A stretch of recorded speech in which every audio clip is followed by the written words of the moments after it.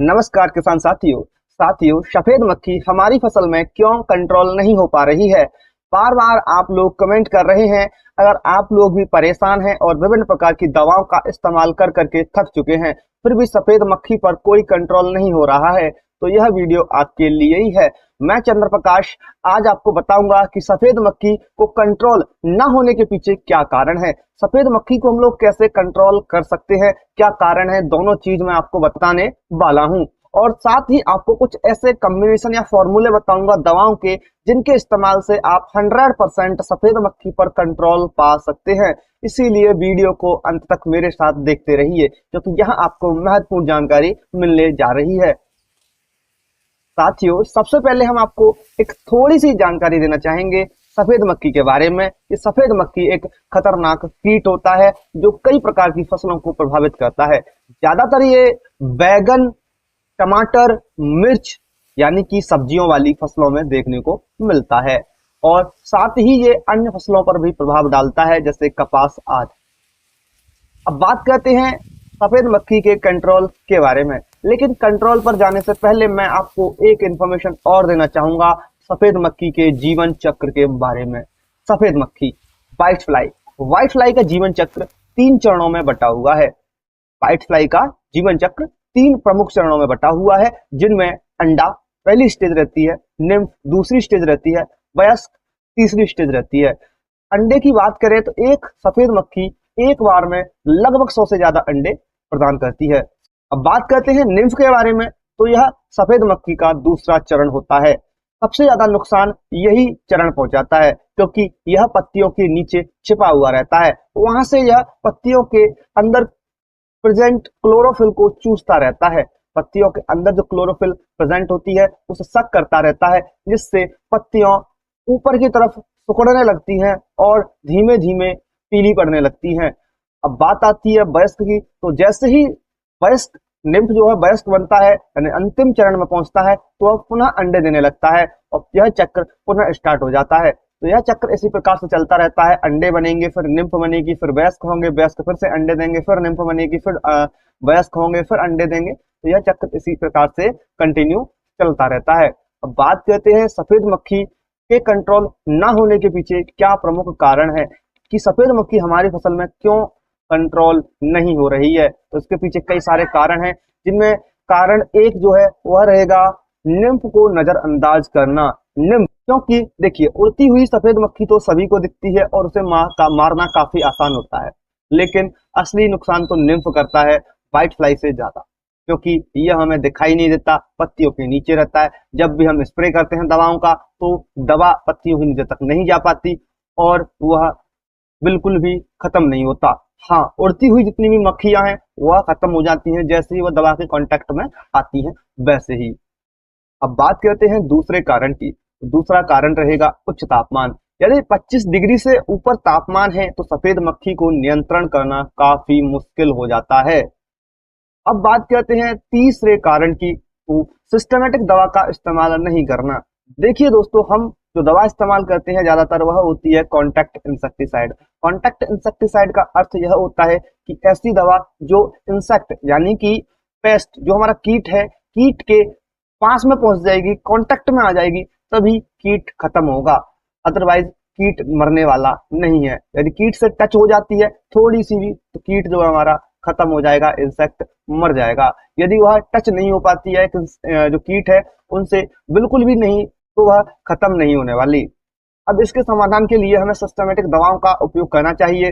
Systematic दवाएं वो दवाएं होती हैं, एक बार यदि हमने अपने पौधों पर स्प्रे किया तो वह पौधों के अंदर चली जाती हैं। पौधों के अंदर जाने के बाद जब सकिंग पेस्ट, जितने भी रस चूसक कीट होते हैं, उसमें से जो रस होता है उसे चूसते हैं, चाहे वह स्टेम से चूस रहे हो, फल से चूस रहे हो, पत्तियों से चूस रहे हो, पौधे की किसी भी भाग से, तो उनके अंदर जब उनके स्टोमक, उनके पेट में वह दवा पहुंचती है तो वहां जाकर के उनके ब्रेन को डैमेज करती है। सबसे पहले ब्रेन जैसे ही डैमेज होता है, न्यूरॉन्स जैसे ही खत्म होने लगते हैं, तो कीट धीमे धीमे धीमे धीमे खत्म हो जाता है, मर जाता है। अब चौथा कारण जो रहेगा वह रहेगा ट्रांसलेमिनर एक्शन का अभाव। देखिए, ट्रांसलेमिनर एक्शन का अर्थ यह होता है कि ऐसी दवा जिसे हम अपने खेत में अपने पौधों पर स्प्रे करें तो वह ऑटोमेटिकली पौधों के नीचे भी पहुंच जाए, पौधों के पत्तियों की जो निचली सतह है वहां पे भी पहुंच जाएं।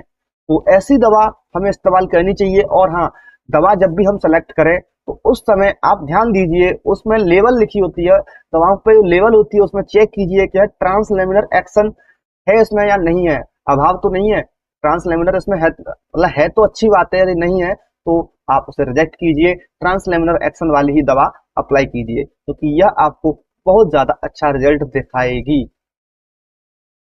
अब पांचवा या अंतिम कारण रहेगा एक ही दवा का बार बार इस्तेमाल। देखिए दोस्तों, एक ही दवा बार बार इस्तेमाल करने से सफेद मक्खी में प्रतिरोधक क्षमता विकसित हो जाती है। प्रतिरोधक क्षमता होती है कि उस दवा का उस मक्खी पर या उस कीट पर कोई प्रभाव नहीं दिखेगा आपको। यदि बार बार आप एक ही चीज किसी व्यक्ति को देते हैं तो एक समय ऐसा आएगा कि वह उस व्यक्ति के लिए प्रतिरोधक क्षमता डेवलप हो जाएगी उस व्यक्ति के अंतर्गत। जैसे कि यदि हम कोई भी बालक हो, कोई भी बच्चा हो, उसे बार बार थप्पड़ मारते रहें तो एक समय ऐसा आएगा कि वह ढीठ हो जाएगा, उस पर थप्पड़ का कोई असर नहीं पड़ने वाला है। उसी प्रकार से यह ढीठ हो जाती है, उस दवा का इस पर कोई प्रभाव नहीं होता है। तो इसीलिए आपको यहाँ दवाएं उलट फेर करके लगानी चाहिए। अब आगे बात करते हैं कि आप कौन कौन से उपाय कर सकते हैं सफेद मक्खी को कंट्रोल करने के लिए। तो देखिए दोस्तों, सबसे पहला एक उपाय, आप अपने खेत में येलो ट्रैप्स का इस्तेमाल करें। येलो ट्रैप्स आपको 12 से 15 येलो ट्रैप्स अपने खेत में लगाने हैं। 1 एकड़ जमीन के लिए बता रहा हूँ, 1 एकड़ में 12 से 15 येलो ट्रैप्स आप लगाएं ताकि सफेद मक्खी आकर्षित होकर वहां चिपक जाए। यदि आप येलो ट्रैप्स बाय करना चाहते हैं, खरीदना चाहते हैं, तो डिस्क्रिप्शन में लिंक दे रहा हूं, आप उन येलो ट्रैप्स को खरीद सकते हैं। देन नीम ऑयल का भी छिड़काव कर सकते हैं आप लोग। नीम ऑयल का छिड़काव आपको 3 से 4 दिन के अंतराल पर करते ही रहना है, चाहे आपकी कोई सी भी क्रॉप हो, कोई सा भी कीट हो, नीम ऑयल सभी पर असर दिखाता है। नीम ऑयल भी अगर आप खरीदना चाहते हैं तो डिस्क्रिप्शन में लिंक दे रहा हूं इफ्को वाले नीम ऑयल की, आप उसे बाय कर सकते हैं। इसके बाद दवा कॉम्बिनेशन, जो दवाओं के कॉम्बिनेशन है उनके बारे में बात कर लेते हैं। कौन कौन से फॉर्मूले हैं जिनके माध्यम से आप लोग ये जो बाइट फ्लाई है उसे कंट्रोल कर सकते हैं। तो देखिए दोस्तों, सबसे पहला फॉर्मूला रहेगा पायरीप्रॉक्सीफेन 5% प्लस डाइफेंथ्यूरॉन 25% ऐसी। पायरीप्रॉक्सीफेन 5% प्लस डाइफेंथ्यूरॉन 25% ऐसी ये दो दवा है, आप इसका इस्तेमाल कर सकते हैं। ये जो दवा है बहुत ही बढ़िया इंसेक्टिसाइड है और सुपर इंसेक्टिसाइड है भाई, कोई दिक्कत आपको इस इंसेक्टिसाइड से देखने को नहीं मिलेगी, आपकी व्हाइट फ्लाई कंट्रोल हो जाएगी। अब ये दवा हमें कहाँ मिलेगी, तो देखिए कोरोमंडल इंटरनेशनल लिमिटेड की एक दवा है फिनियो, फिनियो के अंतर्गत आपको यह देखने को मिल जाती है। देन कात्यायनी पायरॉन के अंतर्गत आपको यह देखने को मिल जाती है, कात्यायनी का प्रोडक्ट है कात्यायनी ऑर्गेनिक्स का, तो वहाँ पायरॉन जो दवा है उनकी उसके अंतर्गत आपको देखने को मिल जाती है। और इसके बाद टाटा का बोरिस सुपर उत्पाद है, उसके अंतर्गत भी आपको पायरीप्रॉक्सीफेन 8% प्लस डाइफेंथ्यूरॉन 30% ऐसी देखने को मिल जाता है। देखिए दोस्तों, ये जो दवा है टाटा वाली, इसके अंतर्गत आपको कात्यायनी पायरन और हमारी पहली वाली जो थी कोरोमंडल इंटरनेशनल लिमिटेड की फिनियो, उनसे ज्यादा मात्रा देखने को मिलती है। यानी यहाँ 8% है, वहां 5% थी पायरीप्रॉक्सीफेन की मात्रा, और डाइफेंथ्यूरॉन 30% ऐसी यहाँ देखने को मिलता है, उनमें 25% ऐसी था। तो ये दवा जो है थोड़ी सी हाईटेक है, ज्यादा मात्रा है, तो ये ज्यादा असर हमें दिखाएगी, तो आप इसको भी बाय कर सकते हैं। इन सभी दवाओं की लिंक डिस्क्रिप्शन में दे रहा हूँ, कोई इश्यू नहीं है, आप जाकर के उन्हें खरीद सकते हैं, ओरिजिनल प्रोडक्ट की लिंक है, ठीक। इसके बाद देखिए एक इन्फॉर्मेशन और है, ये जो दवा है ना सभी स्टेजेस पर काम करती है, चाहे आपकी अंडे वाली स्टेज हो, निम्फ हो, वयस्क हो, सभी स्टेजेस पर कारगर दवा है। पायरीप्रॉक्सीफेन 8% प्लस डाइफेंथ्यूरॉन 30% ऐसी, ठीक। ये जो दवा है पायरीप्रॉक्सीफेन और डाइफेंथ्यूरॉन तीनों चरणों पर काम करती है, कोई इश्यू नहीं है, कोई सी भी स्टेज जो आपकी सफेद मक्खी की खत्म हो जाएगी। और इसकी जो डोज लेनी होगी आपको 400 ml प्रति एकड़ के हिसाब से लेनी होगी। कितनी लेनी होगी? 400 ml प्रति एकड़ के हिसाब से। यदि आपकी 15 से 16 लीटर वाली पंप है तो आप यहाँ 25 से 30 ml प्रति पंप के हिसाब से छिड़काव कर सकते हैं। तो बात करते हैं दूसरे फॉर्मूले के बारे में। सेकंड कॉम्बिनेशन क्या रहेगा? तो सेकंड कॉम्बिनेशन में रहेगा स्पाइरो टेट्रामेट प्लस इमिडाक्लोप्रिड। स्पाइरो टेट्रामेट ये भी हमारी 11.01% वाली रहेगी और इमिडाक्लोप्रिड भी आपका 11.01% वाला रहेगा। ये जो है आपको बायर के मोमेंटो एनर्जी में देखने को मिल जाता है। मोमेंटो एनर्जी जो है बायर का प्रोडक्ट है, इसके अंतर्गत आपको यह दवा देखने को मिल जाती है या कॉम्बिनेशन देखने को मिल जाता है। इसके बाद यही कॉम्बिनेशन आपको क्रिएटिव टेट्रामाइकेम के अंतर्गत उनके यूनिकैम प्रोडक्ट में देखने को मिलता है। यूनिकैम प्रोडक्ट में आपको यही कॉम्बिनेशन देखने को मिलता है और वहां भी स्पाइरो टेट्रामेट 11.01% प्लस इमिडाक्लोप्रिड 11.01% आपको देखने को मिलती है। और इसकी जो डोज रहेगी 200 ml 200 लीटर पानी के लिए रहेगी, यानी 200 ml प्रति एकड़ के हिसाब से यह दवा आप इस्तेमाल कर सकते हैं। तो ये जो था हमारा सेकंड फॉर्मूला था, आप इसका भी इस्तेमाल कर सकते हैं। इसके बाद हमारा अंतिम फॉर्मूला रहेगा फ्लोनिकैमिड 50% WG प्लस एसिटामिप्रिड 20% SP। इन दोनों की मात्रा आपको 10-10 ग्राम लेनी है। ये दवा आपको एक ही प्रोडक्ट के अंतर्गत देखने को नहीं मिलेगी, आपको इसके लिए अलग अलग प्रोडक्ट बाय करने होंगे। यदि आपको फ्लोनिकैमिड 50% WG खरीदना है तो आप UPL का यूलाला खरीद सकते हैं, UPL का उलाला आप खरीद सकते हैं, जिसकी लिंक डिस्क्रिप्शन में है। और एसिटामिप्रिड के लिए आप इक्का खरीद सकते हैं, जिसकी भी लिंक डिस्क्रिप्शन में है। तो इक्का भी आप खरीद सकते हैं और फ्लोनिकैमिड भी आप ले सकते हैं। दोनों की मात्रा 10 ग्राम रहनी है। दोनों को आपको प्लस करना है। प्लस करने के बाद में आपको इसका इस्तेमाल करना है। ये जो 10-10 ग्राम में आपको मात्रा बता रहा हूँ, 15 लीटर पानी के लिए बता रहा हूँ। 15 से 16 लीटर की अगर आपकी पंप है, स्प्रे पंप है, तो आपको इतना मात्रा लेनी है, यानी 10 ग्राम प्रति पंप के हिसाब से आपको ये जो दवा है फ्लोनिकैमिड 50% WG एसिटामिप्रिड 20% SP दोनों का कॉम्बिनेशन बना करके स्प्रे करना है। और हाँ, एक चीज और ध्यान रखिए, ये जो दवा आप लगा रहे हैं शाम के समय ही इसका इस्तेमाल कीजिए, धूप में कतई इसका इस्तेमाल ना कीजिए, क्योंकि धूप में मक्खी पर आप कंट्रोल नहीं कर सकते हैं। धूप में कोई भी दवा हो ज्यादा असर नहीं दिखा पाती है, इसीलिए आप लोग ये जो दवा है इन्हें शाम के समय ही इस्तेमाल कीजिए। और एक चीज और ध्यान रखिए, ये जो दवा आप लगा रहे हैं इन दवाओं के साथ एक स्प्रेडर जरूर डाल के चलिए। स्प्रेडर की जगह आप शैम्पू का भी इस्तेमाल कर सकते हैं, शैम्पू कोई भी आप डाल के चलिए, जिससे होता है क्या है कि ये जो दवा है आसानी से पौधों पर चिपक जाती है, जिससे ज्यादा समय तक वहां रुक जाती है। ठीक, तो दोस्तों ये थे कुछ महत्वपूर्ण कारण और उपाय जिनकी वजह से सफेद मक्खी कंट्रोल नहीं हो पा रही थी। अगर आपका कोई और सवाल हो तो कमेंट करके हमें पूछ सकते हैं।